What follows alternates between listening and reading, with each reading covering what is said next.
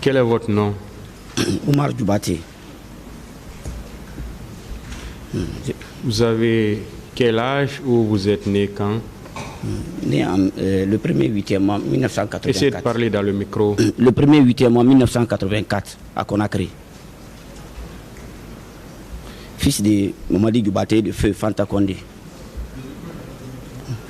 Allô? Allô? Allô? Allô? Attendez.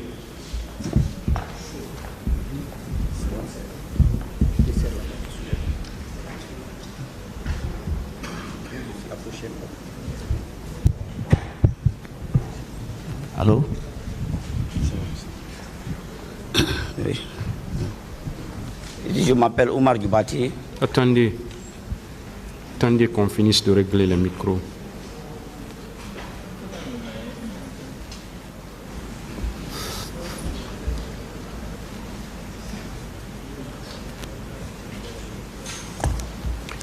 Oui, Oumar Djoubaté. Oumar Djoubaté, né le 1er 8e mois 84 à Conakry. Fils de Mamadi Djoubaté et de Feu Fanta Condé. Je suis chirurgien, oncologue. Bon, à l'heure actuellement, je évolue à Bokeh. Je parle aussi la langue mandarine, la langue chinoise. Merci, monsieur. Merci. Où vous êtes domicilié? Je suis à Wanidara, en Koseng.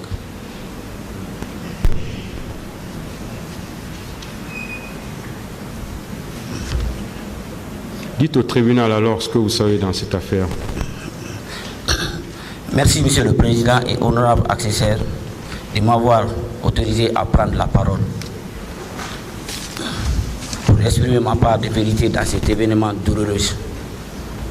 Monsieur le Président, permettez-moi de vous adresser mes sincères félicitations, mes sincères remerciements par rapport à votre compétence, votre professionnalisme à vous et à vos accessoires. Monsieur le Président, c'était un dimanche, dans les environs de 20h30, j'étais assis au salon avec ma maman. On suivait le journal parler dans les environs de 20h30. Dès que le journal a commencé, elle m'a dit, vu, je vais même oublier, demain, tu vas partir m'accompagner pour participer à la marche pacifique des forces vives. Je lui ai dit, astafurlah. Il dit, depuis moi, je me suis connu, je n'ai jamais participé à une quelconque marche pacifique ou grève. Il dit, mais même lorsque je faisais l'université, je n'ai jamais participé à la grève. Quand il y a une grève, je cherche comment rentrer à la maison. Il dit, bon, moi je sais que vous êtes malade, vous êtes diabétique. Je ne veux pas que vous participez. Je sais que demain, il y aura une foule qui va sortir. Il y a un monde qui va partir. Nous, on a perdu notre papa depuis 1987. Donc c'est vous seulement notre espoir. J'ai dit, je ne veux pas que vous partiez. Elle a commencé à insister. Elle dit qu'elle est déterminée. Je vous rappelle d'abord, elle était au compte du RPG. Elle était dans le bureau du...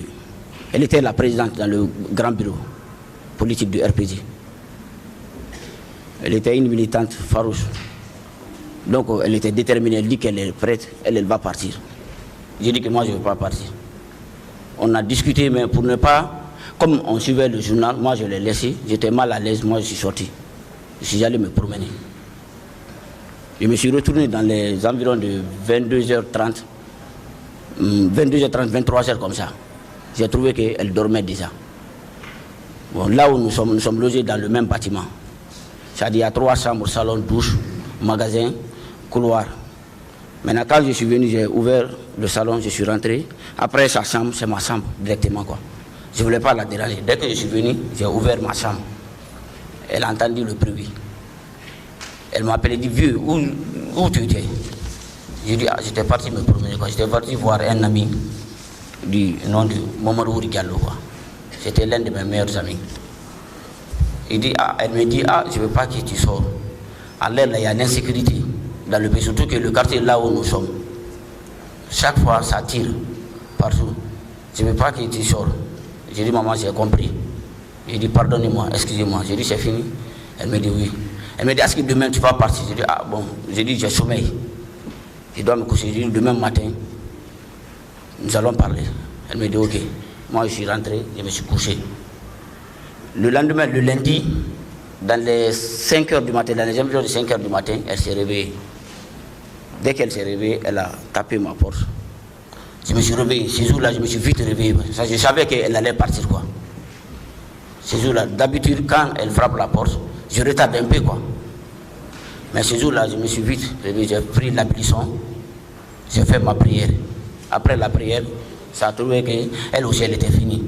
Elle était partie chercher la femme de mon grand frère. Mon grand frère même est dans la salle ici, là. Lui, il s'appelle Mamadi. Donc, elle est partie chercher sa femme pour venir mettre l'eau sur le feu. À son retour maintenant, elle a trouvé que j'étais sur la véranda là-bas. Je lui ai demandé, j'ai dit, hey, maman, je ne veux pas que vous partiez. J'ai dit, pour l'amour de Dieu. Il dit, nous sommes orphelins de père. Tout notre espoir, c'est à vous. Il dit, moi, mon jeune frère qui est en Angola, elle voulait vous envoyer en commandresse à la Mecque. Vous avez dit non, de m'envoyer à l'extérieur, quoi, pour continuer, pour partir faire ma spécialisation, quoi. J'ai dit, vraiment, je ne veux pas que vous partiez, quoi. Vous êtes malade, vous êtes diabétique.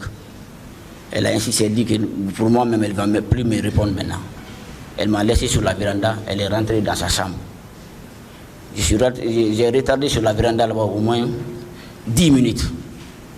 Comme elle ne sortait pas, moi aussi je suis allé rentrer dans ma chambre. Je me suis couché. Après 10 minutes, 20 minutes comme ça, sa copine est venue, Nambalo. Quand celle-là est venue directement, elle est sortie. Elle a appelé maman, ma maman est sortie. Quand elle est sortie, moi j'étais dans ma chambre. Dès que j'ai entendu la voix, moi aussi je suis sorti directement, quoi. Quand je suis sorti, je les ai vus, elle et Nambalo, elles discutaient le programme, quoi. C'est-à-dire à quelle heure elle doit partir. Je suis sorti tellement que j'étais fâché. Je n'ai même pas salué sa camarade. Je ne me suis même pas m'adressé à elle. J'ai dit, hé maman, vous allez partir. J'ai dit, hé, moi je ne veux pas que vous partiez, vous êtes malade. Restez ici là. Comme maintenant j'ai insisté, sa camarade même était arrêtée, elle était fâchée contre moi. Maintenant elle a commencé à crier sur moi. Ma mère maman a commencé à crier, elle m'a même insulté. Elle a parlé en malinqué. Est-ce que je suis ta fille? Pourquoi tu mets la pression? Hein? Elle me dit, d'ailleurs, je ne vais plus te répondre maintenant. Si je te réponds que je sois le dernier bâtard des Condés. Elle était Condé. J'ai dit, moi aussi je n'ai rien dit. Même sa camarade aussi n'a rien dit. Parce qu'elle-même, elle a compris que j'étais fâché. Maintenant, ils se sont donné le programme là-bas de partir à 8 heures comme ça. De se croiser sur la route de Prince. Comme on n'est pas loin, au bord de la route. Presque 20 mètres de la route de Prince. Bon, ben, elle est rentrée, moi aussi je suis rentré. Là-bas, elle est partie, elle s'est lavée, elle s'est changée. Moi aussi je suis sorti. Toujours j'étais sur la véranda, je suis sorti. Je l'attendais sur la véranda. Maintenant, quand elle est sortie maintenant, tout son sac, elle m'a donné. Son sac même, ça se trouvait, son téléphone, son portable même était dedans. Parce que même son salaire, quand elle part au travail, quand on la paie, c'est moi, il me donne. Donc non seulement son sac et son téléphone étaient tous dedans. Elle m'a donné. J'ai déposé à la maison. J'ai dit, ah maman, à Malek, j'ai dit, ah vous allez partir. Elle ne m'a pas répondu. J'ai dit, ok, nous sommes là. En tout cas, tous tes enfants sont là. Nous allons prier pour vous. Après, je l'ai suivi. Maintenant, elle est partie. Là-bas, mon grand frère aussi était là-bas. Elle est partie donner au revoir à mon grand frère. Elle a continué, je l'ai suivi jusqu'au bord de la route. Presque 20 mètres de la route, quoi. Je suis allé là-bas. Maintenant, elle a commencé à traverser. Dès qu'elle dit, hé maman, vous allez partir. 3 fois, hé maman, vous allez partir. Hé maman, vous allez partir. Elle ne m'a même un mot, elle ne m'a pas dit. J'ai dit, ok, en tout cas, nous sommes là. On prie pour vous. Elle ne m'a même pas fait comme ça. Maintenant, elle a traversé. Elle est partie sur le trottoir, elle est montée là-bas. Comme je l'ai vu maintenant qu'elle n'a pas fait d'eau, elle a continué encore à traverser. Je vis sa camarade de l'autre côté. Moi aussi, je me suis retourné. Ces jours-là, je devrais garder quoi. Je travaillais dans une clinique à un cours 5 là-bas. C'était mon jour de garde, les 2 jours, c'est-à-dire le lundi et le mardi. Moi aussi, je suis allé, j'ai pris mon sac. Là-bas, je suis allé à l'hôpital. Maintenant, dans les environs de 11 heures, j'étais là-bas, j'ai entendu les patients dire qu'en ville, ça ne va pas. Après, je les ai demandé, j'ai dit, ça va, j'ai dit, de quel côté il dit en ville. Après, je suis sorti au bord de la route, parce que notre clinique aussi n'est pas loin de la route. Je suis sorti là-bas, j'ai regardé, sur la route de Prince, il n'y avait même pas de circulation. Alors maintenant, j'ai dit, après, je suis rentré, j'ai appelé mon frère, mon grand frère, quoi. J'ai dit, est-ce que vous avez les nouvelles de la maman? Il dit, moi aussi, je voulais t'appeler même, pour te demander si tu as les nouvelles de la maman. J'ai dit, le problème est que la maman, elle m'a laissé son téléphone ici, là. Son téléphone se trouve avec moi. Il dit, je ne sais même pas à qui il faut joindre. Maintenant, mon frère a dit, ok, maintenant, lui aussi, il va essayer de demander aussi. Après, maintenant, il y a un gars, il s'appelle Girassi. Lui aussi, c'était un membre du RPZ. Il était dans le bureau politique aussi, de la jeunesse. Lui aussi, il était là-bas. Parce que lui aussi, il me disait qu'il allait partir. Maintenant, lui aussi, je l'ai tenté son numéro. Ça a sonné, dans les environs de 11h30 comme ça. Il n'a pas pris. Maintenant, je dis, maintenant, je ne sais pas qu'est-ce qu'il faut faire. Je ne faisais que maintenant appeler. Mais je ne pouvais pas laisser aussi les patients. Maintenant, je suis resté jusqu'à 14h comme ça. Lui aussi, il a vu mes appels. Il m'a rappelé directement. Il m'a dit, Oumar, il dit, tu as vu ma grande sœur et la sœur. J'ai dit, la sœur est partie au stade. Il dit, oui, il dit, je le vis là-bas. Je le vis à la porte. À ce moment, la porte n'était pas ouverte. Elle était là-bas. Il dit, moi-même, j'ai insisté sur elle. Je dis, pourquoi tu es venu ici? Toi, tu es malade. C'est lui qui m'expliquait. Il dit, tu ne devrais pas venir. Il fallait rester là-bas. Maintenant qu'il a crié sur la maman, elle a dit maintenant à la maman de partir s'asseoir sur un banc. Il y avait un banc à côté là-bas. Après, la maman est partie s'asseoir là-bas. Il a dit à la maman de ne pas rentrer dans le stade. Maintenant, comme il était dans la commission d'organisation, maintenant que lui, il était occupé. Maintenant lui, il n'a pas prêté l'attention. Sûrement, dès qu'ils ont ouvert la porte, elle est rentrée dedans. Maintenant, dans les environs de 16h, j'ai essayé maintenant d'appeler. Non, c'est lui-même qui m'a appelé. Girassi, il m'a appelé. Il m'a dit, la sœur. J'ai dit, jusqu'à présent, on n'a pas ces nouvelles. J'ai essayé maintenant de joindre les RPGistes. Maintenant, quand j'appelle certaines personnes, ils disent, on l'a vu, mais dès qu'il y a eu des mouvements, elle était dans le stade aussi. Elle était rentrée là-bas. Maintenant, la nuit, comme moi j'étais de garde, j'avais dit à mon grand frère maintenant de partir dans les cliniques. Mais je sais que la maman, elle était connue. Elle est connue, on ne peut pas la prendre. J'ai dit, je ne crois pas si on peut la prendre. Là, parce qu'elle est connue. Bon, mon grand frère, ils étaient partis dans les cliniques, Chouni, voire même, lundi, mardi, jusqu'à mercredi, il n'y avait pas de circulation sur la route de Prince. La nuit même, du lundi, il y avait les bérets rouges, les gendarmes, un peu partout sur le truc. J'ai dit à mon grand frère, moi je suis de garde, mais pour le moment, il regarde, il n'y a même pas de circulation sur la route ici. Là. Lundi, mardi, la nuit du mardi, mon jeune frère qui est en Angola, lui, il m'a appelé. Il m'a dit, grand frère, il dit ça va, je dis ça va. Il dit, je viens de voir une image là, sur TV5, dans le stade 28 septembre. Il dit, mais il y a eu beaucoup de tueries, ils ont fait sortir à la télé, là-bas. J'ai dit, oui. Il dit, je sais que la maman est partie. Je dis, comme tu savais. Je dis, elle est partie. Elle était là-bas. Il dit, est-ce qu'elle est rentrée? Je dis, jusqu'à présent, elle n'est pas rentrée. Il dit quoi? Il me dit quoi? J'ai dit, jusqu'à présent, elle n'est pas rentrée. J'ai dit, mais le problème est qu'elle a laissé son sac. Son sac aussi, il y avait son téléphone dedans.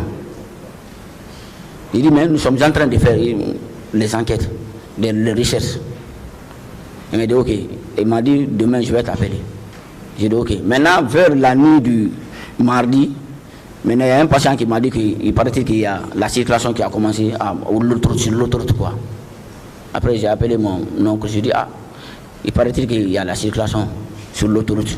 Il dit, ce que nous allons faire, nous allons essayer maintenant de carburer une voiture, partir à Donka. C'est mon oncle qui a dit, oui, ok, il n'y a pas de problème. Donc, le lendemain, le mercredi maintenant, mon garde était fini. J'ai même laissé les patients là-bas. J'ai dit, bon, vraiment, moi, ma maman est sortie. Ça fait 2 jours.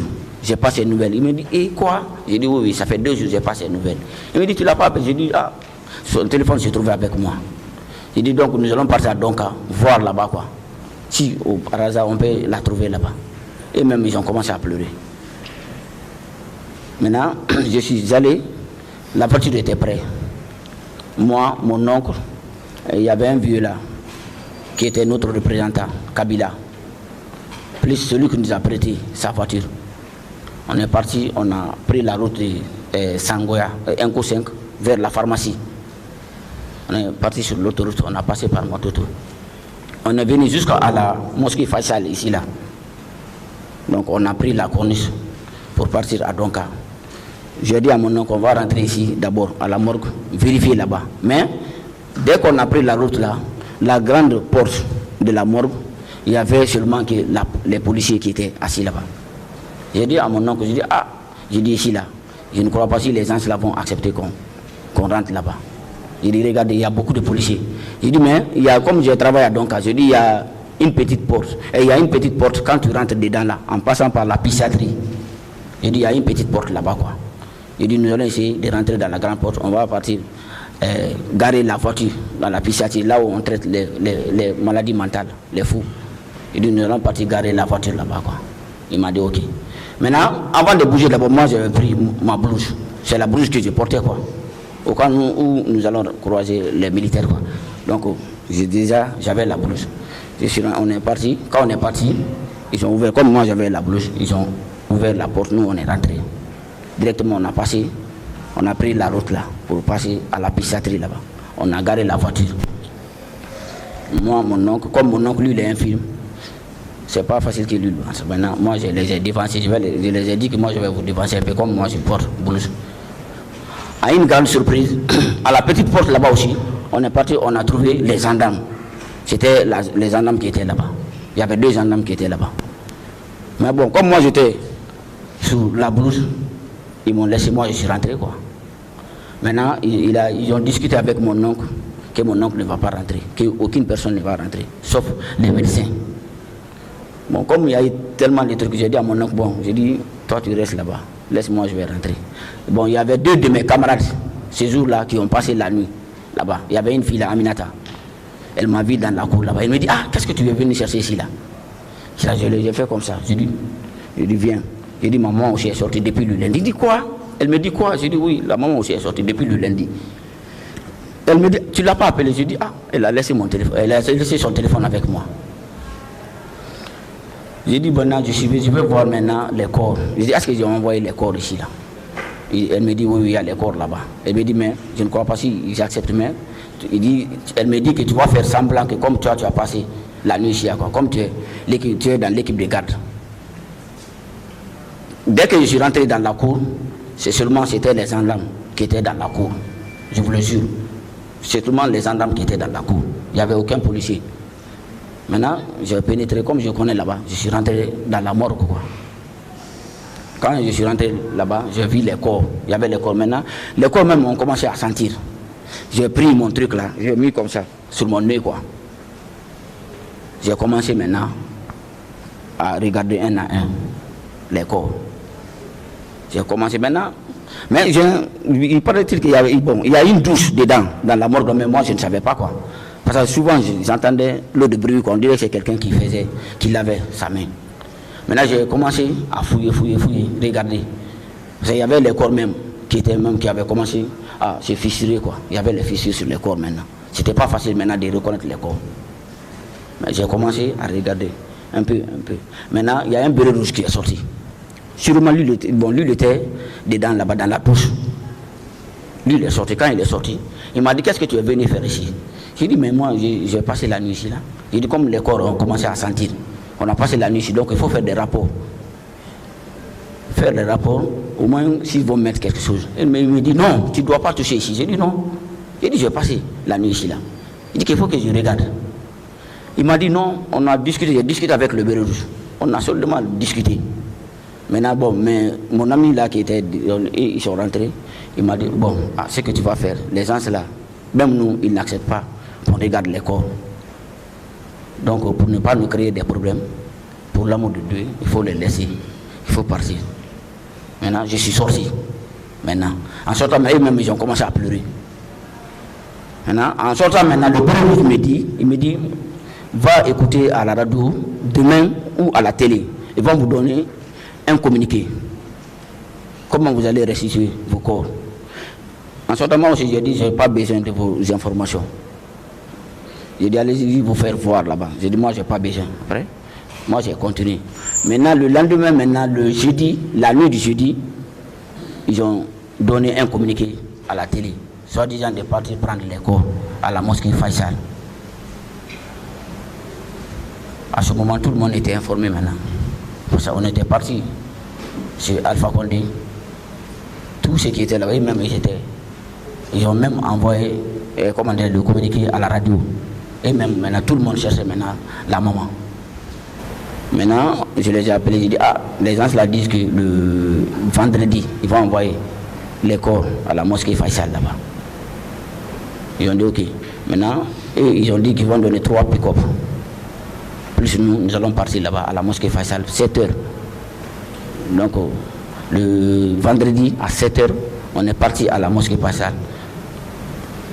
Moi, avec la famille et les RPGistes, on est parti là-bas. On est resté là-bas jusqu'à 9h, 10h comme ça. Ces jours-là, là-bas, il s'était rempli. Tout le monde pleurait. Maintenant, ils ont envoyé les corps dans les environs 10h et quelques.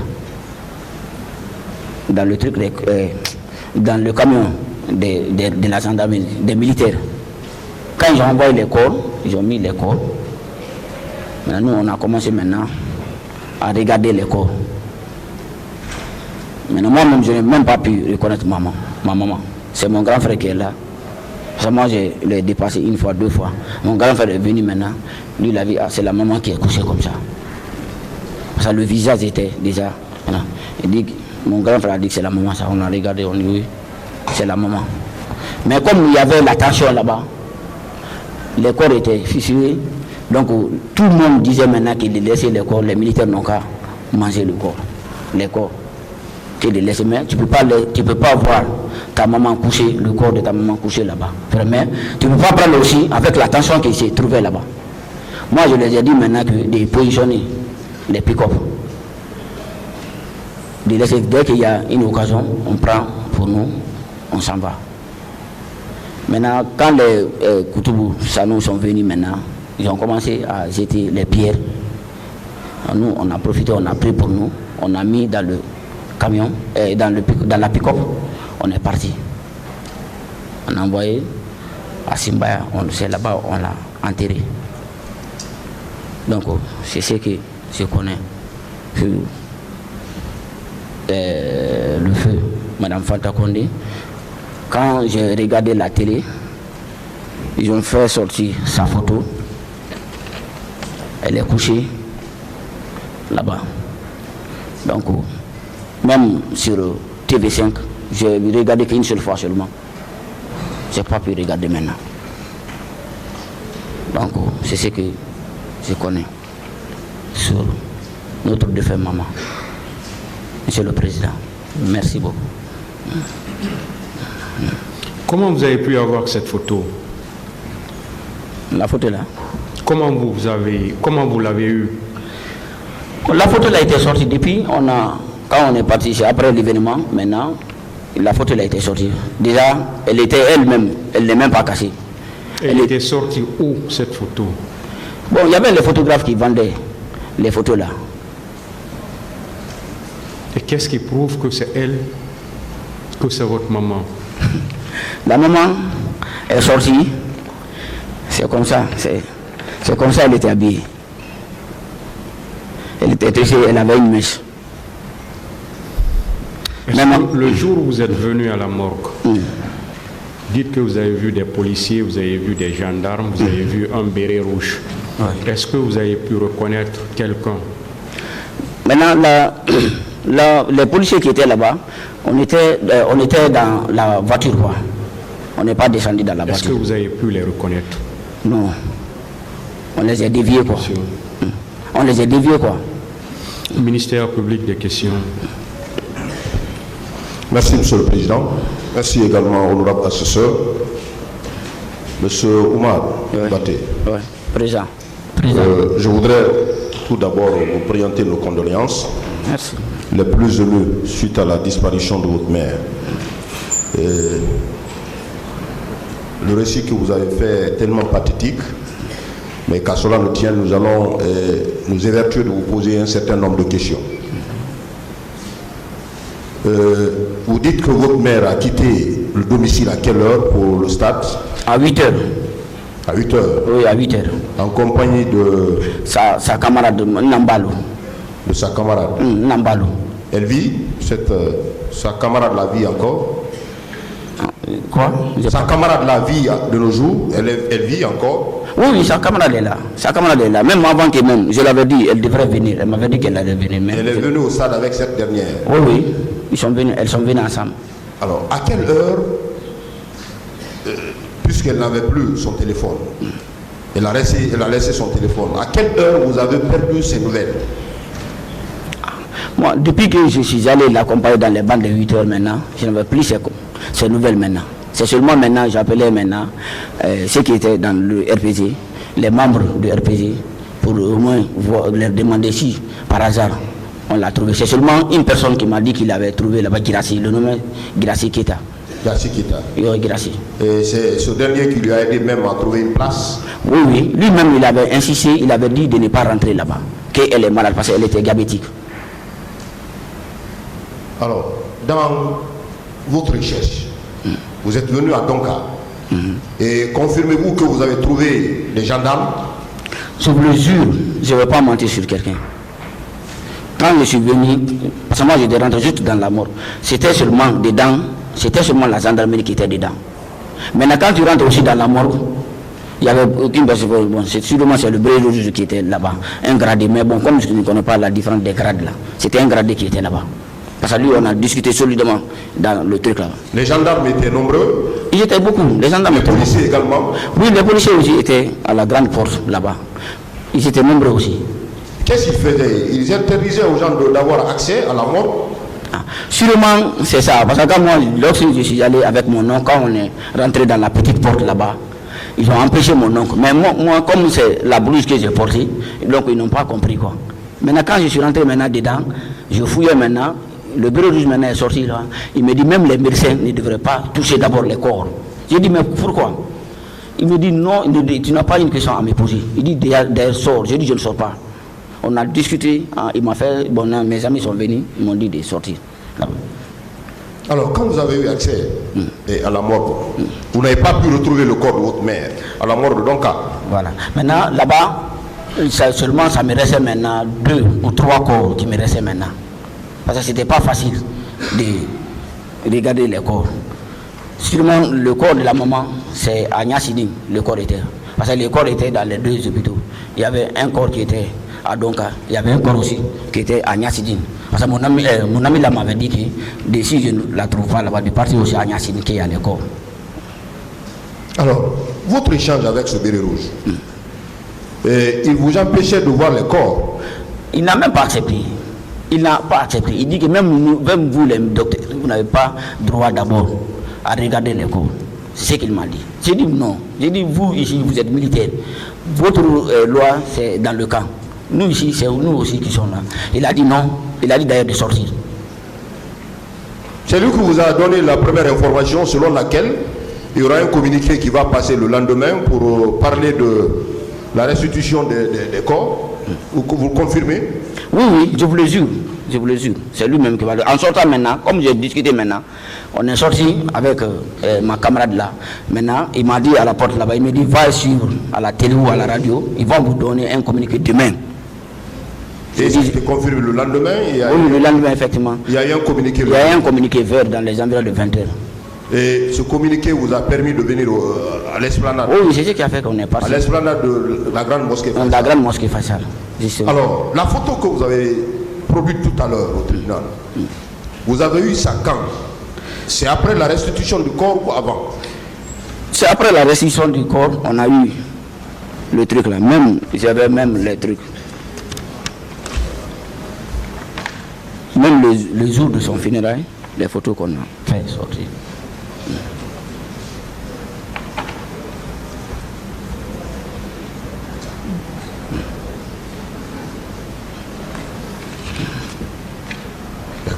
Donc comme le président demandait, c'est la maman. Donc j'ai la photo de la maman ici là. Voilà.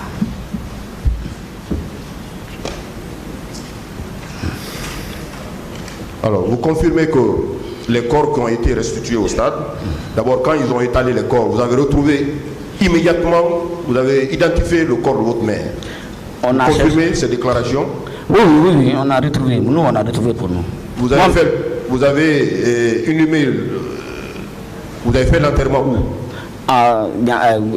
Comment dire, à Simbaya, chez nous là-bas quoi. Elle a été enterrée à Simbaya quoi. Elle a été enterrée à Simbaya. À Simbaya, c'est là-bas où se trouve notre cimetière quoi. J'en ai terminé, je vous remercie du courage. Merci.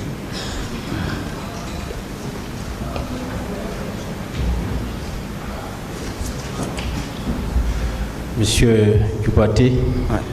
Président. paix à l'âme de votre mère. Merci.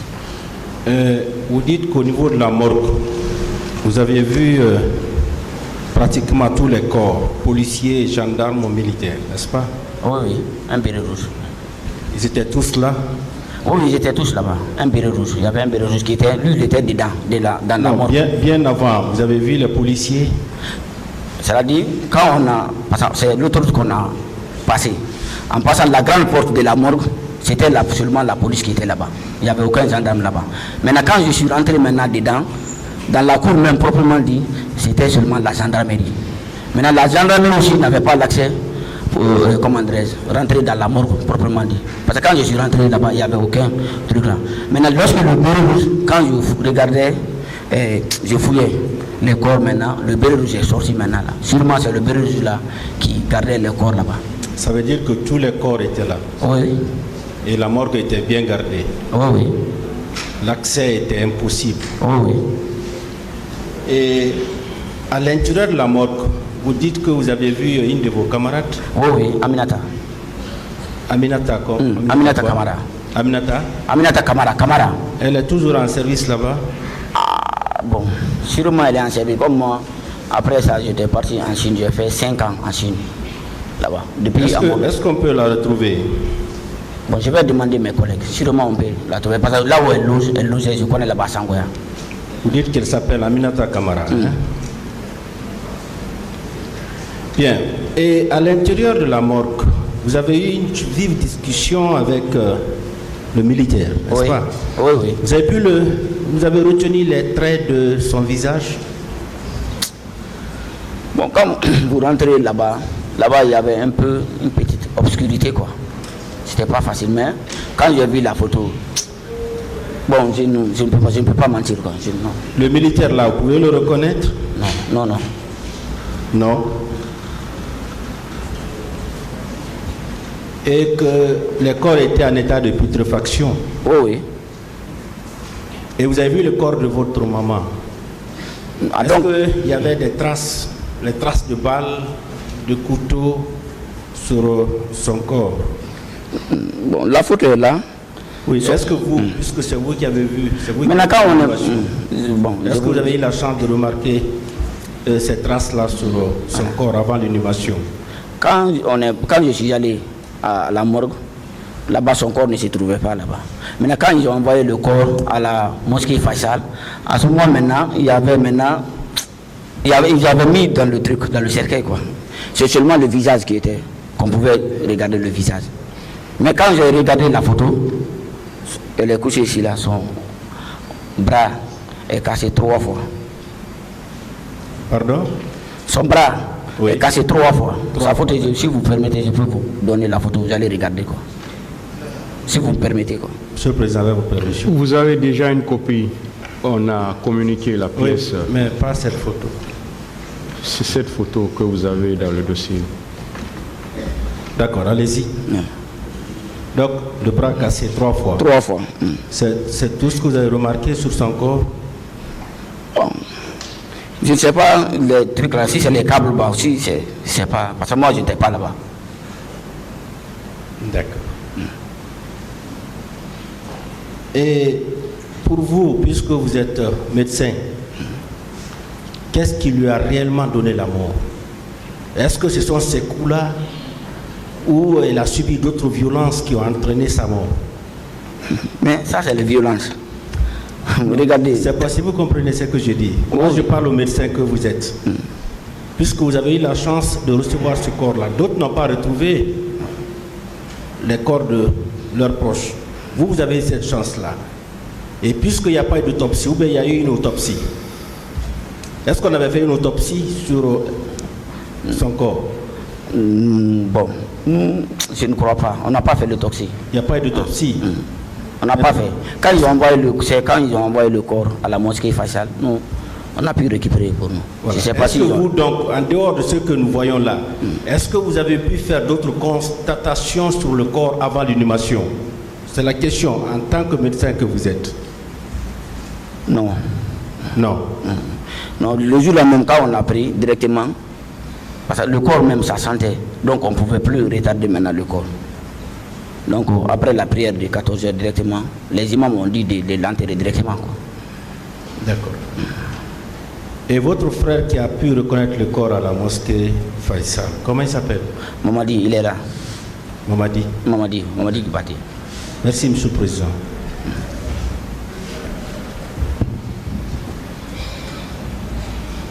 Monsieur Dupaté. Oui. Président, maître.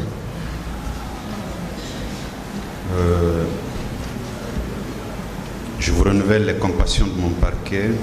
Merci. Suite au décès de votre mère. Merci. Je formule les vœux que son âme repose en paix. Amen.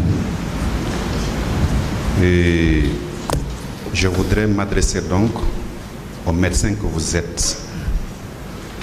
Dans un premier temps, pour vous demander si, à la restitution du corps de votre maman, si effectivement il y avait un document qui avait suivi. Non.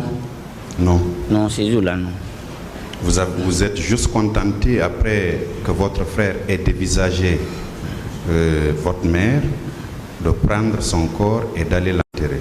Oui, ces jours-là, je vous ai dit, il y avait le mouvement, il y avait les ailes de pierre. Les gens même disaient de laisser le corps, que les militaires n'ont qu'à manger. Mais voyant le corps de la maman couché là-bas, tu ne peux pas laisser. Mais tu ne peux pas prendre aussi avec la tension qui était là-bas. Donc je les ai dit de bien positionner les pick-up dès qu'il y a une opportunité de prendre le corps. C'est ce qu'on a pu faire. On a pris pour nous, on est parti. Il y avait des herbes de pierre jusqu'à dans la mosquée là-bas. Nous, on a quitté. D'accord. La photo que vous avez produite, vous êtes formel que c'est votre mère? Oui, bien sûr. Vous êtes formel? Oui. Parce qu'elle est couchée de dos. Le visage n'apparaît pas. Vous êtes bien formel que c'est elle? Oui, bien sûr. La maman est sortie. Je suis allé l'accompagner jusqu'au bord de la route. D'accord. C'est moi qui ai parti l'accompagner jusque là-bas. Je l'ai prié, je l'ai fait des prières. Elle ne m'a même pas fait d'eau comme ça. Jusqu'à ce qu'elle a traversé, elle est partie jusqu'au trottoir, elle est montée là-bas. Quand je vis maintenant qu'elle a traversé de l'autre côté aussi, j'ai dit que maintenant elle va partir. Parce qu'elle me disait qu'elle était déterminée pour partir. Alors, quelle est la lecture que vous faites de la photo-là en tant que médecin? Parce que je vous ai entendu dire tantôt que son bras a été fracturé à 3 niveaux. N'est-ce pas? Oui. Est-ce que selon vous, ce sont des bastonnates qui ont occasionné cette fracture-là? Et en tant que médecin, est-ce que c'est cela qui a été la cause de la mort? Bien entendu que vous avez dit qu'il n'y a pas eu d'autopsie. Oui, c'est la violence qui a fait que, parce qu'elle est sortie quand je suis allé, elle était saine et soif. Seulement, quand la diabète qu'il y avait sur elle, elle avait une plaie ici sur le gros orteil, là-bas. Je dis, c'est moi-même qui est parti l'accompagner jusque là. Ça, c'est la violence. D'accord. Donc, du courage. Merci. Merci, Monsieur le Président. Honorable assesseur. La défense. Monsieur Dupaté, une seule question peut-être.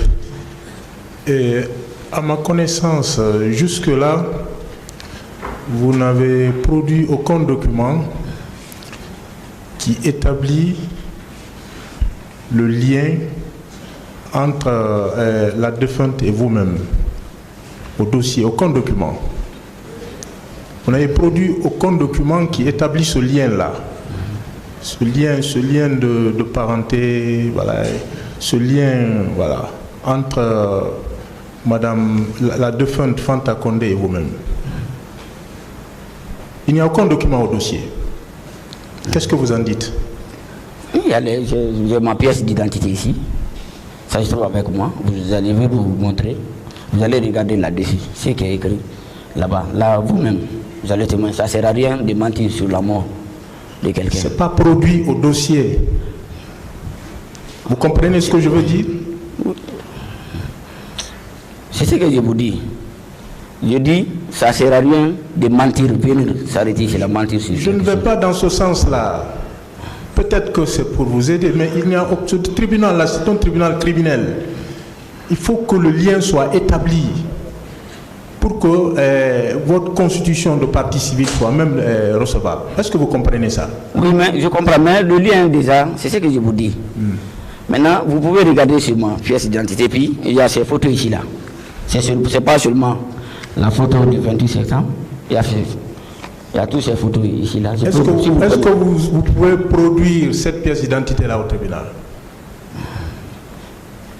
Ma pièce est là. Vous pouvez produire?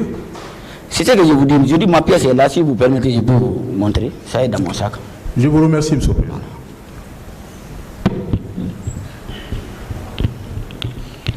Monsieur Duboté?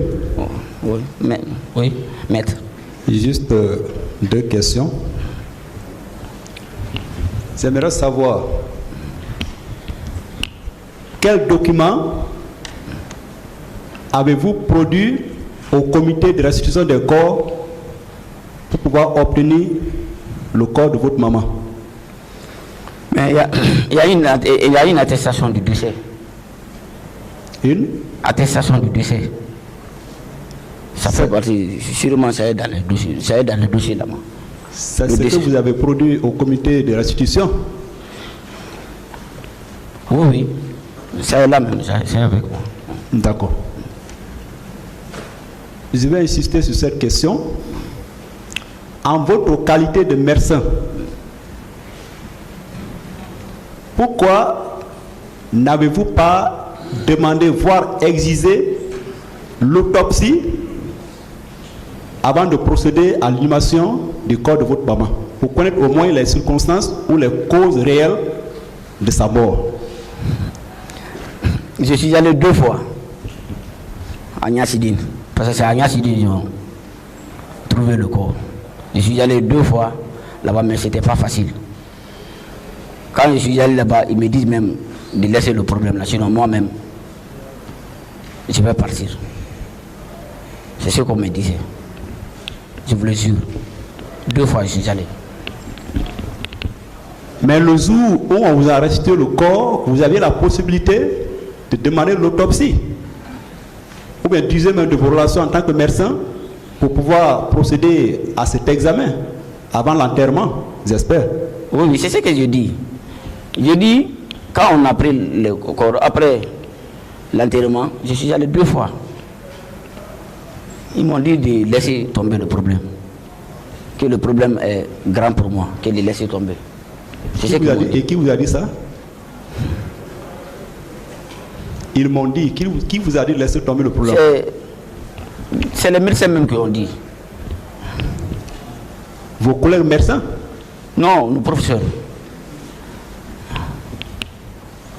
Et vous estimez que c'était nécessaire de laisser tomber? Non, c'est pas nécessaire. Mais bon, comme je n'avais pas maintenant à qui il faut taper, à quelle porte il faut partir. Donc finalement, je me suis contenté, je vais donner pour moi à Dieu. Donc, il n'y a pas eu d'autopsie, ce qui veut dire que jusqu'à preuve du contraire, vous ne connaissez pas les causes réelles de la mort de votre maman. Mais la photo est là.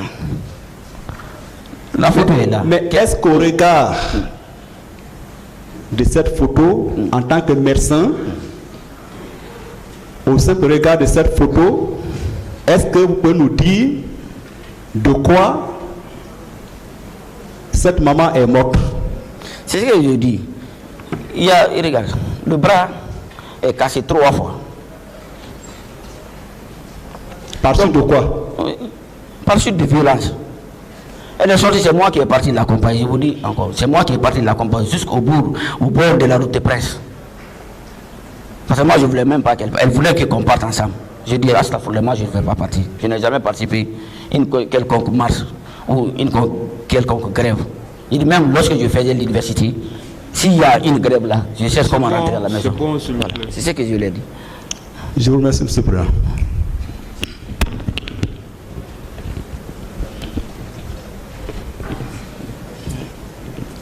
Monsieur Dr Djoubaté, hein? Oui. J'avoue que c'est avec un cœur serré que je prends la parole pour échanger avec vous. Connaissant l'amour maternel, j'imagine le degré de souffrance que vous avez subi depuis 2009.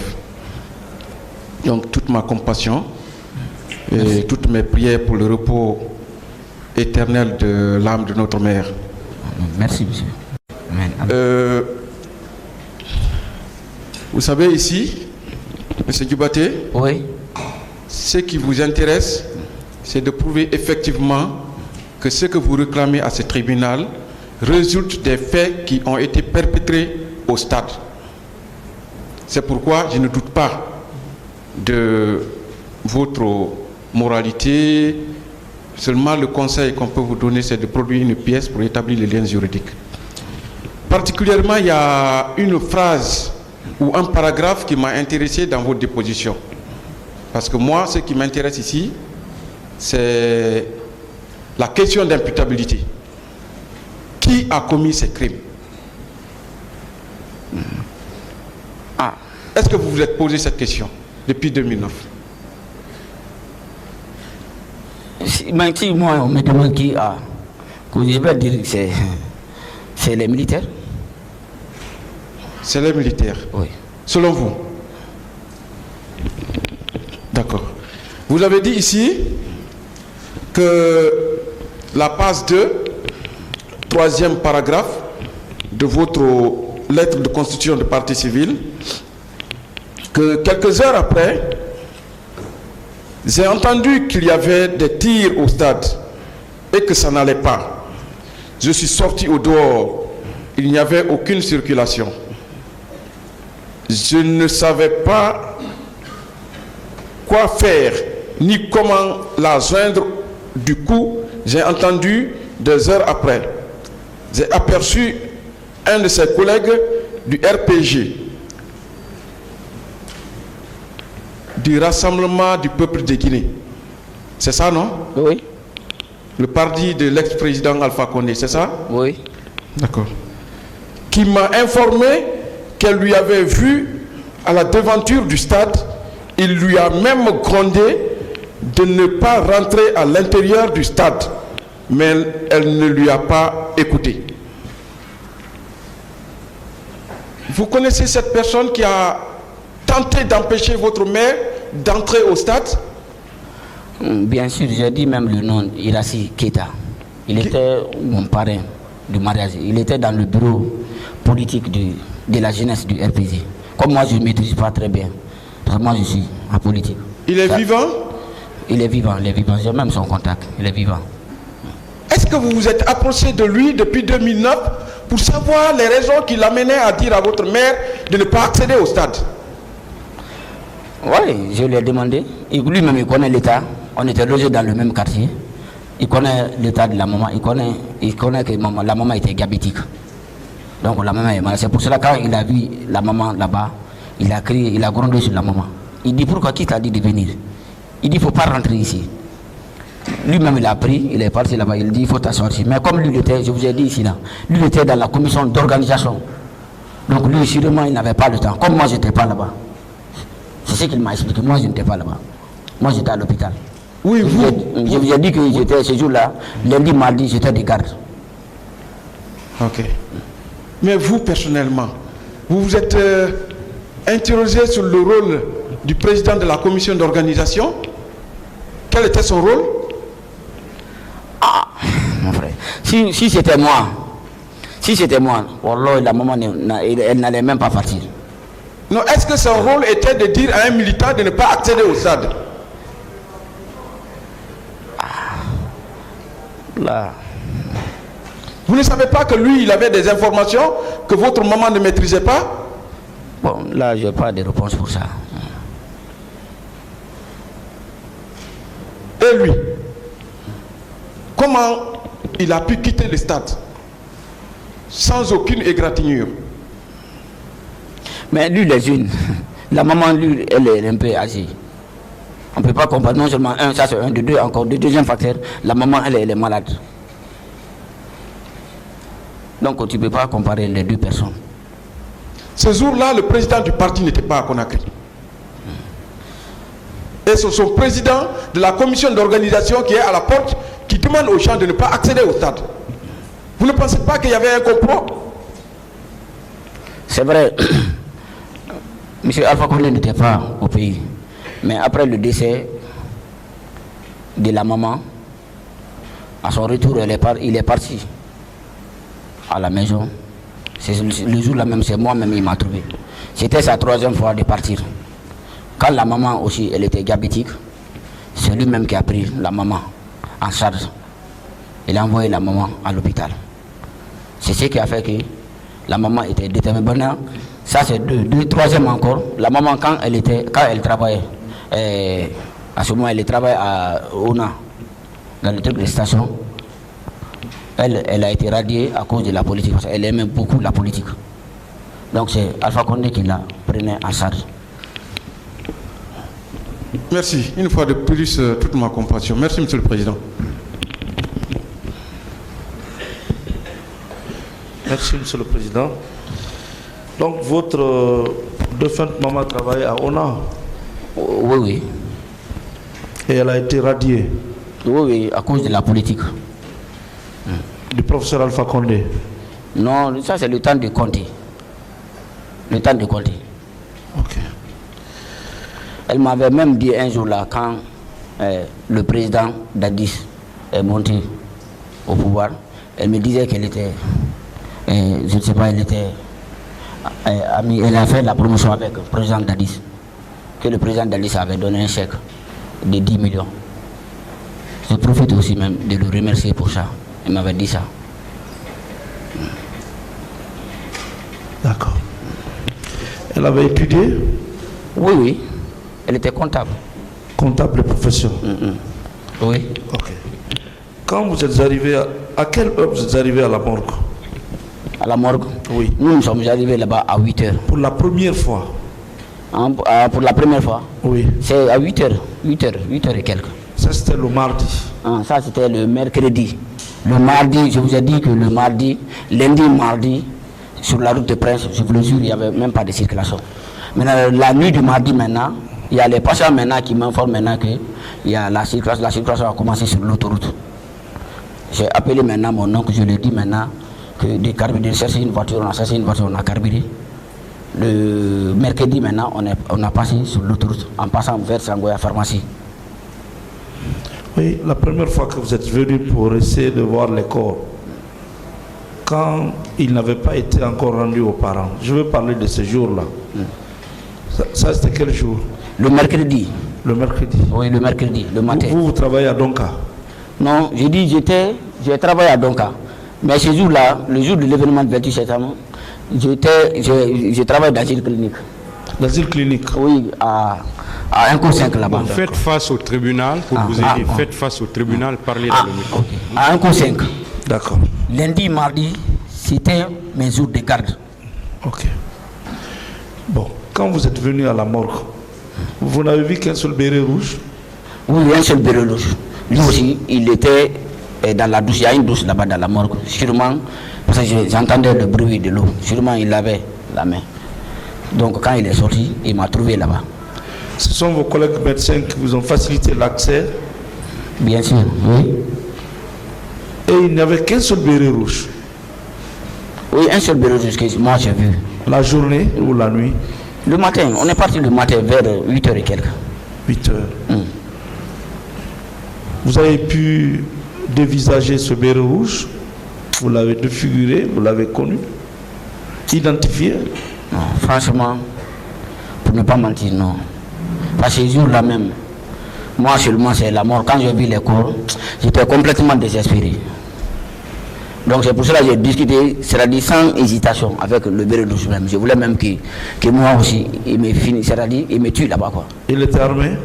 Non, il avait un béret rouge qui était ici là, sur son galon là. Ah. Il était seul? Oui, il était seul. Il avait les barbes ici là. Et c'était le 3e jour? Oui, le 3e jour. Les corps étaient déjà en putréfaction? Oh oui. Cette photo, on y voit beaucoup de paires de chaussures. Est-ce que vous pouvez nous dire où et quand cette photo a été prise, selon vous? Ah, c'est ce que je vous dis. Moi, je n'étais pas là-bas. Vous l'avez tiré? Sûrement quand, après le 28 septembre, il y a eu beaucoup de photos qui étaient sorties. Vous-même, vous avez pu remarquer ça. Vous l'avez tiré sur les réseaux sociaux? Non. Sur les réseaux sociaux. On est parti payer, on a parti payer, on a payé ça. Même sur la maman même n'est même pas cassée. Même tout de suite, quand vous regardez, il y avait, bon, on avait une cassette là-bas même. Sa photo même sur France 24, sa photo était sortie là-bas. Et sa copine, qu'est-ce qui lui est arrivé? Sa copine est là, elle est là. Elle est où? Elle est en Wanda là-bas, nous sommes dans le même quartier. Je l'avais même dit qu'aujourd'hui je devrais passer. Donc, elle vous a expliqué comment votre maman a trouvé la mort? Elle, maintenant le même jour, le lundi, elle-même on ne l'a même pas vue. Comme Girassi là, quand Girassi m'avait dit qu'elle a vu la maman, qu'il avait vu la maman, donc maintenant c'est lui maintenant qu'on communiquait. Maintenant lui aussi il m'avait dit qu'il va chercher la maman, il va essayer de donner les informations aux autres. D'accord. Selon vous, elle avait été blessée? Celle qui avait encouragé votre maman à partir au stade, elle a été blessée? Violée? Non. Elle s'en est sortie indemne? Oui. Merci, Monsieur le Président.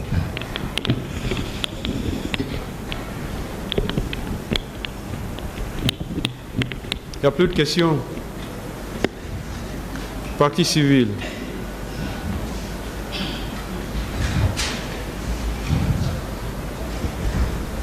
Merci, Monsieur le Président. Monsieur Djoubaté. Président Maître. La partie civile vous présente les condoléances suite au décès tragique de votre mère. Merci. Monsieur Djoubaté. Oui, Maître. Je vous présente à mon nom propre mes condoléances parce que je connaissais votre mère. Oui, merci. Moi, je la connaissais très bien. Vous ne avez jamais connu, mais j'ai connu votre mère. Donc, je vous présente toutes mes condoléances. Merci beaucoup. Monsieur Djoubaté, oui. De l'autre côté, on vous pose des questions concernant votre filiation. Je vous demande ici de nous remettre en tout cas, on va vous demander tout de suite votre carte et nous allons photocopier pour produire. Ce n'est pas tard encore d'établir ce lien-là. Monsieur, j'ai deux questions. Oui. Votre mère militait dans quel parti? RPG. Depuis 92. Bon, depuis 92. Hein. Vous savez pourquoi je vous pose cette question? Non. Parce que ça a été dit dans cette salle ici, je crois que vous l'avez entendu, qu'aucun militant du RPG n'a eu une seule égratignure. Et la raison est très simple. C'était un complot. Le professeur Alpha Condé Donc tous ces militants étaient informés. Vous avez suivi ça? Oh, oui, je suivais ça. Est-ce que ça ne vous choque pas? Est-ce que vous n'êtes pas choqué quand vous entendez parler de complot? Bien sûr. Monsieur Diobaté. Oui, maître. Est-ce que vous connaissez d'autres personnes qui militent dans le RPG qui étaient au stade? Oui, beaucoup. Beaucoup. Beaucoup, je connais beaucoup, tels qui... Monsieur Diobaté, on vous demande que pourquoi vous n'avez pas exigé de l'autopsie sur le corps de votre mère, établir les circonstances dans lesquelles elle est morte. Est-ce que vous avez même l'espoir, avant de voir le corps de votre mère, vous avez même l'espoir de la retrouver? Non, quand je suis allé à la morgue, l'état à laquelle j'ai vu les corps, moi-même j'étais complètement désespéré. D'accord. C'est pour cela que je vous ai dit que j'ai solidement discuté avec le Bérédouche même. Je voulais même qu'il me tue là-bas aussi. Est-ce que la présence des hommes en uniforme dans l'ancêtre de la morgue aux alentours ne justifie pas que ce n'est pas les médecins qui ont géré ces corps, que c'était les hommes en armes, en uniforme qui ont géré? Oui, oui. C'est eux qui étaient là-bas. Est-ce que dans ces conditions, on pouvait demander de l'autopsie? Non, non. Monsieur, on dit qu'il y a 157 morts. Plus de 157 morts.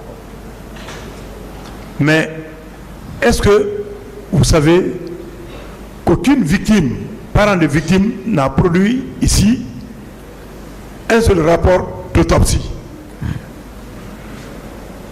Est-ce que vous êtes informé que personne n'a produit un seul rapport d'autopsie ici?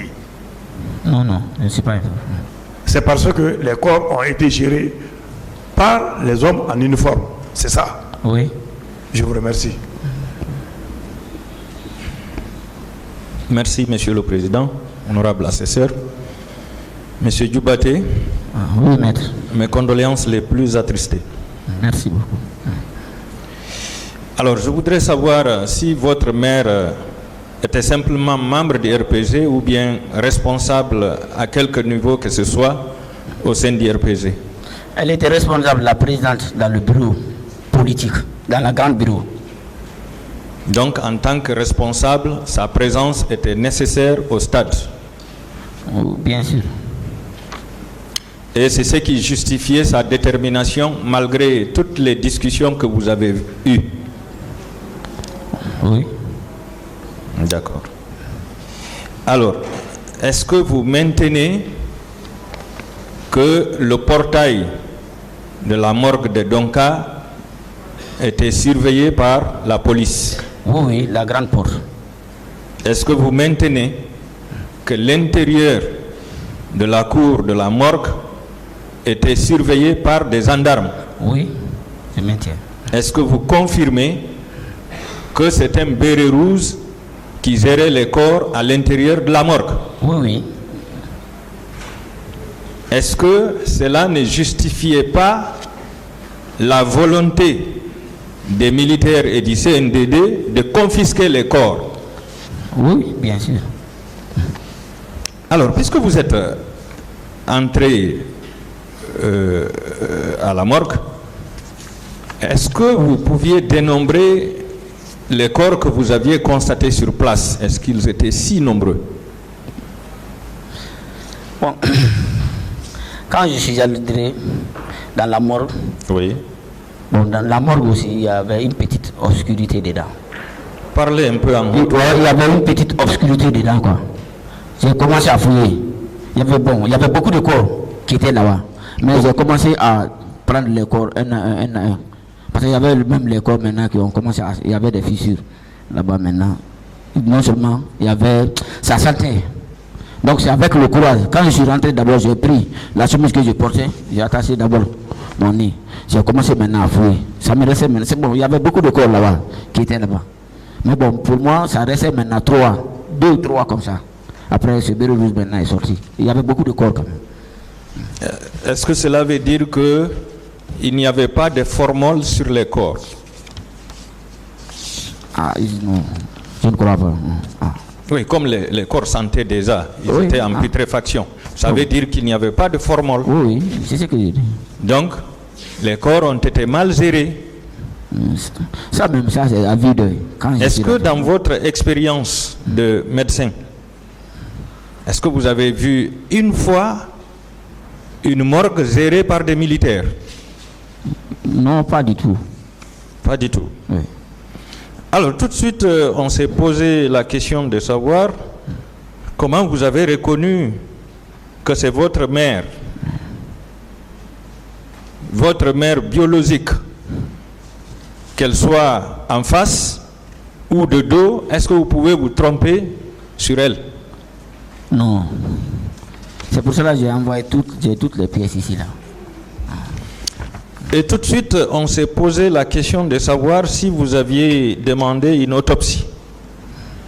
Alors, devant cette photo qui montre 3 fractures du bras droit, est-ce que vous aviez besoin de demander une autopsie pour savoir la cause de la mort de votre mère? Non. Là où elle est couchée, je constate la présence de plusieurs chaussures. Est-ce que cela veut dire que ce sont les chaussures des différents cadavres qui étaient autour d'elle? Oui. Merci. Alors, monsieur Djoubaté, oui, maître. Je voudrais savoir ce que vous sollicitez devant ce tribunal en guise de dommages et intérêts pour le préjudice que vous avez subi parce que votre mère a été assassinée par des militaires au stade alors qu'elle était sortie pour exercer un droit de l'homme. Oui ou non? Oui. Qu'est-ce que vous demandez, M. Djoubaté? Je demande que la justice soit faite et une indemnisation. Vous demandez que justice soit faite et qu'elle soit indemnisée. Oui. D'accord. Au moment opportun, nous allons présenter cette demande au tribunal. Je vous remercie, Monsieur le Président. Merci, Monsieur le Président. Monsieur Djoubaté. Oui. Est-ce que vous aviez constaté la présence du colonel Aboulaye Chérif Diaby à la morgue de l'hôpital Donka? Non, il n'était pas là, je ne l'ai pas vu. Et le colonel Moussa Kéboro Kamara? Non, lui, je le connais, mais je ne l'ai pas vu là-bas. Il n'était pas là. D'accord. Lorsque vous avez vu cette photo pour la première fois, quel a été votre sentiment? Même là où je suis arrêté comme ça, c'est avec le courage que je parle. Pardon? Je dis là où je suis arrêté comme ça là. Ça dit quand je pense à ça, ça dit, je n'ai rien même à dire quoi. Comment vous aviez vécu cette situation avec vos frères et sœurs? Bon, je vous ai dit ici là, notre papa est décédé depuis 87. C'est la maman qui prenait la famille en charge. Mon grand frère qui est là, lui ne travaille pas. C'est moi qui travaille à l'hôpital. Je débrouille aussi en interprète. Je parle la langue chinoise aussi. Est-ce qu'au moment des faits, il y avait des enfants mineurs parmi vous? Je n'ai pas compris. Des enfants mineurs parmi vous. Est-ce que votre maman avait laissé des mineurs, des enfants mineurs? Non, on est 4. Nous sommes 4. 3 garçons, une fille. La fille la même est mariée à Cancan. Mon grand frère est là. Je suis deuxième. Mon petit frère, c'est lui qui est en Angola. C'est souvent c'est lui qui m'appelait. Monsieur Djoubaté, est-ce que vous savez que beaucoup de familles jusqu'à date ne sont pas rentrées en possession des corps de leurs proches? Oui, oui, je sais. Je vous remercie, Monsieur le Président. Je n'ai pas assez de questions.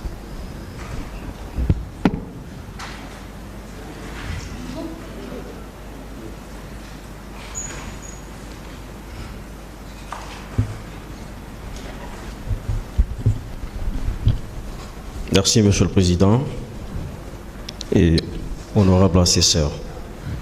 Monsieur Djoubaté. Oui, maître. Toutes mes condoléances. Merci. Et du courage. Merci beaucoup. Monsieur Djoubaté. Oui, maître. À l'époque des faits, l'autopsie se pratiquait où?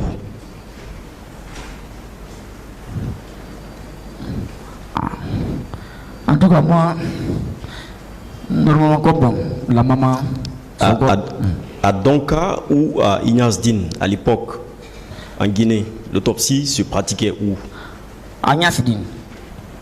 À Ignasdine. Oui, c'est là-bas où ils ont retrouvé le corps de ma maman, quoi. Si À l'époque, les lieux étaient sous le contrôle de qui? Ignasdine et Donka. Quand vous êtes arrivé à l'époque à Donka, dans le but de rechercher le corps, éventuellement le corps de la maman, qui est-ce qui était là? Qui assurait le contrôle, la surveillance des lieux? C'est les militaires, les militaires, oui. Les corps habillés, des hommes en uniforme. Oh oui, en uniforme. Est-ce que, puisque vous êtes médecin, avant ces événements douloureux, est-ce que ces médecins, plutôt ces hommes en uniforme, gardaient les lieux? Est-ce qu'ils y étaient présents? Bon, je vous ai dit qu'il y avait 2 personnes ici, là, mais eux-mêmes, ils n'avaient pas l'accès à rentrer dans la morgue. Très bien. Les médecins. Donc, ça veut dire que les lieux étaient sous le contrôle des hommes en uniforme. Oui. Le 28 septembre, les massacres qui ont été perpétrés, à qui on les a attribués? N'est-ce pas aux hommes en uniforme? Oui. Ces hommes en uniforme, n'est-ce pas les mêmes qui avaient le contrôle de ces lieux où l'autopsie était censée être faite? Oui. Monsieur Djoubaté, dans quelles conditions vous avez pu récupérer ce corps, le corps de votre chère maman? Dans la douleur. Dans la douleur? Oui. Parce qu'il y avait d'autres Comment personnes. vous l'avez récupéré? Est-ce que tout était tranquille? Il y avait le mouvement là-bas, il y avait les jets de pierre. Il y avait des jets de pierre? Oui, quand les moussa... Où ça? À la mosquée Faisal. À la mosquée Faisal? Faisal. Quand les Moustapha... La plus grande mosquée du pays, n'est-ce pas? Oui. Pourquoi cela? Pourquoi il y avait des jets de pierre au sein de la mosquée Faisal lors de la restitution des corps? Puisque vous y étiez présent, qu'est-ce que vous avez entendu sur les lieux? Oui, il y avait les gens qui disaient, il y a d'autres qui disaient qu'ils ont perdu 7 de leurs parents et ils n'ont pas retrouvé leur corps. Beaucoup même.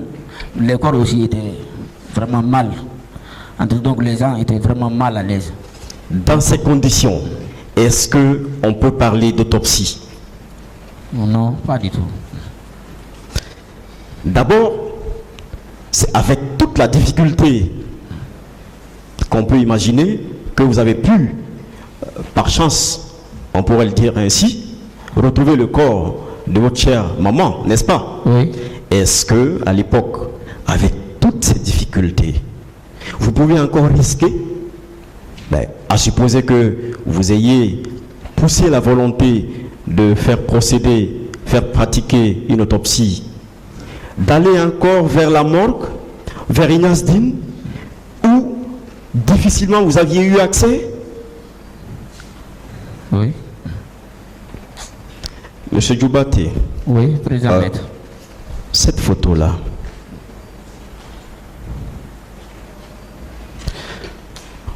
à supposer que vous l'ayez eue avant de savoir que votre mère était décédée, puisque vous la cherchiez, vous ne saviez pas encore si elle était décédée. Donc, à supposer que vous l'aviez avant de retrouver le corps, quel aurait été votre souhait? Est-ce que vous ne... La première question n'aurait pas été « Non, je ne peux pas croire, je ne souhaite pas que ça soit elle. » N'est-ce pas? Ah oui? Bien. Mais, lorsque vous avez vu la photo, c'est votre mère. Tout de suite, vous l'avez reconnue. Oui, oui. Est-ce que vous avez un intérêt à dire non, c'est elle, alors que ce n'est pas elle? Non. Vous aviez déjà retrouvé son corps, non? Oh, oui. C'était largement suffisant, n'est-ce pas? Oui. Où est-ce que vous avez retrouvé le corps? À la mosquée Faisal. À la mosquée Faisal. Oui. Comptez parmi les corps présentés par l'État, oui, comme étant victimes du 28 septembre. Oui, tout à fait. Est-ce que c'est ailleurs que vous avez pris ce corps? Non. Je vous remercie, Monsieur le Président.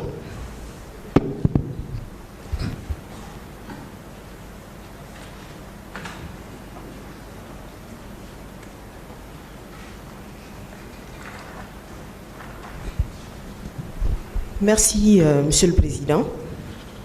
Monsieur Djoubaté, oui, dans vos déclarations ici, vous avez dit que les corps commençaient à sentir mauvais. Oui. Et ces corps étaient dans quel endroit exactement? Étaient-ce des corps à terre? Étaient-ce des corps qui étaient déjà rangés dans des tiroirs? Parce que dans les morgues, normalement, les corps sont rangés dans les tiroirs. Bon, quand je suis rentré, c'était sur une table. Le corps était sur une table. Le corps était déposé sur une table.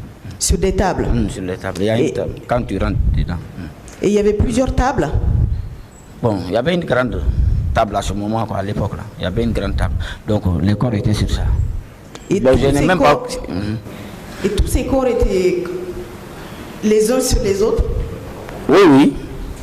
Étaient-ce des conditions normales de conservation de corps, d'après vous? Le corps même, je vous ai dit que le corps même, ça s'est commencé à se sentir. Les douleurs, il y avait les odeurs maintenant, là. C'était le courage seulement qui a fait que j'ai pu, comme je n'avais pas le choix. Et vous dites que vous êtes arrivé là-bas mercredi. Les événements ont eu lieu lundi. Lundi, oui. Vous avez eu accès à la morgue mercredi. Oui.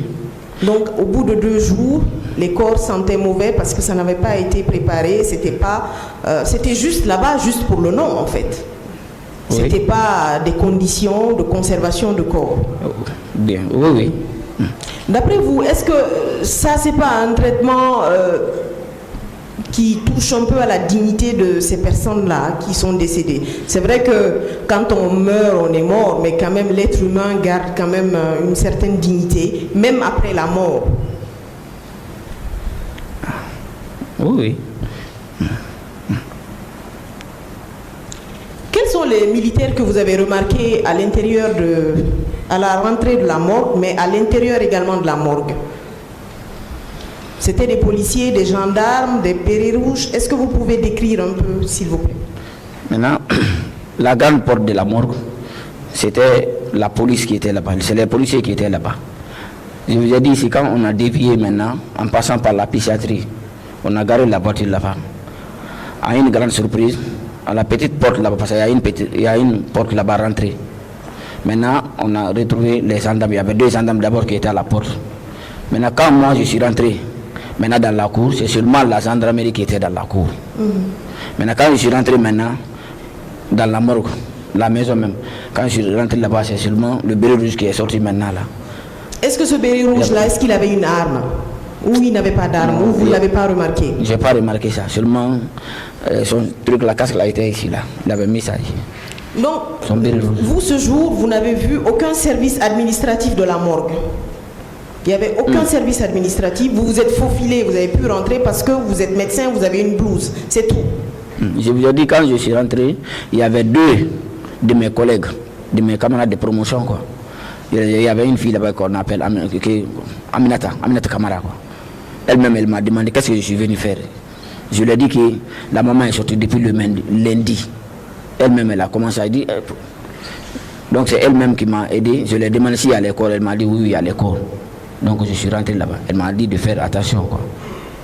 D'accord, merci pour ces précisions. Monsieur Djoubaté, est-ce qu'au moment où on vous restituait les corps, est-ce qu'il y avait un semblant d'organisation de restitution de ces corps? C'est-à-dire, est-ce qu'on vous a fait vérifier les identités des corps qui vous ont été rendus? Est-ce qu'on vous a fait signer des fiches pour prouver en fait que c'était votre mère ou ce ne l'était pas? Non. Il n'y avait aucune organisation. Aucune. Les gens même étaient sur les nerfs. Ils avaient dit de laisser les corps là-bas. Et c'est des véhicules de police et de militaires qui vous ont restitué ces corps. Justement, oui. C'est pas dans des ambulances. Non, non.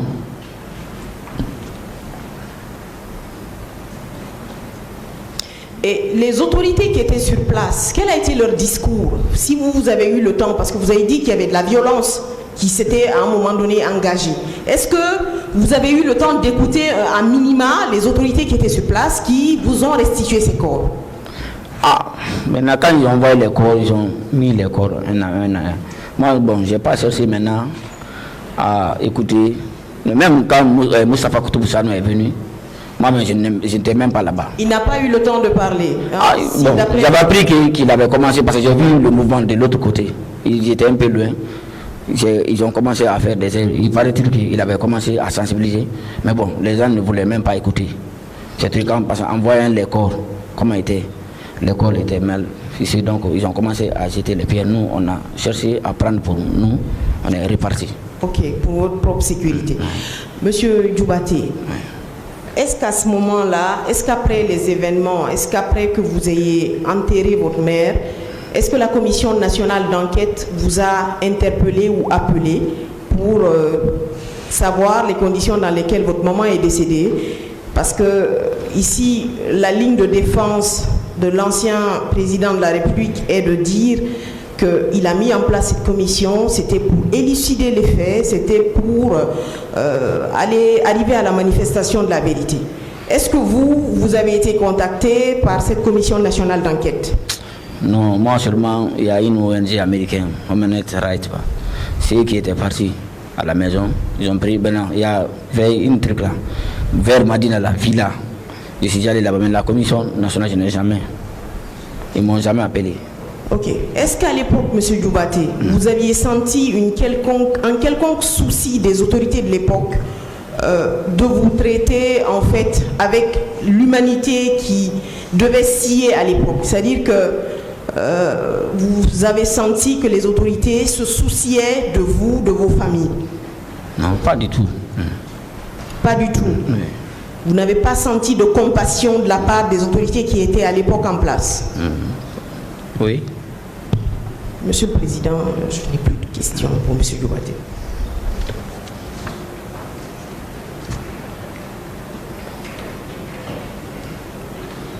Il n'y a plus de questions, vous pouvez disposer, M. Djoubaté. Merci.